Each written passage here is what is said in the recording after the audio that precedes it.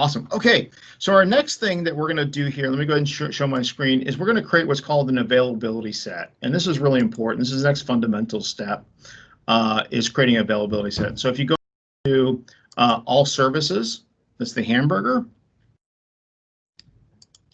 and we're going to type in AVA.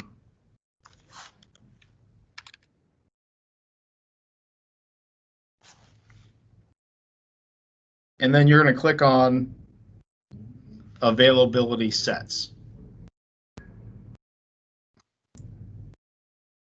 Okay.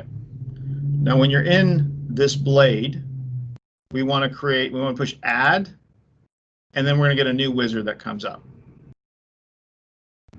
Okay.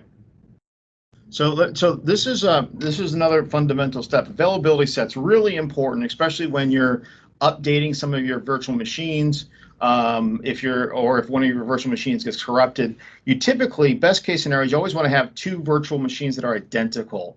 The beauty of this, though, is that you can keep one that's off, so you're not being charged for it, but you have it up, and you want to basically put both of those virtual machines inside an availability set. In the event that something happens or you need to update one, you can turn the other one on. So this availability set, conceptually, is also going to be placed inside the resource group.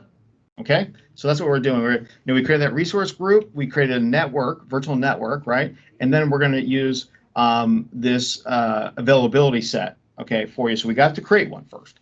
So we have the resource group. Go back down and select your resource group, okay, that is assigned to you, okay?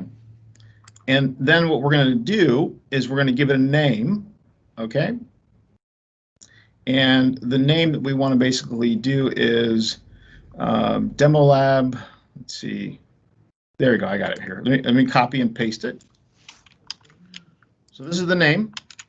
Okay, Demo Lab AVA Set 1.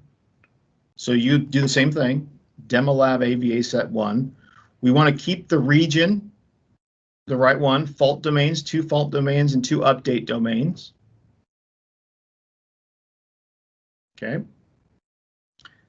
Then we want to click on the Advanced tab. This is a very simple one, so we're just going to kind of basically hit the next 2. So we're not going to do anything in Advanced. We're not doing anything in Tags. And now we go to Review and Create. And then we just push Create.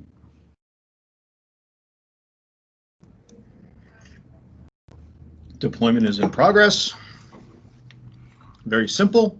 Now these are the steps. These are the correct steps on how to actually deploy a virtual machine inside of Azure.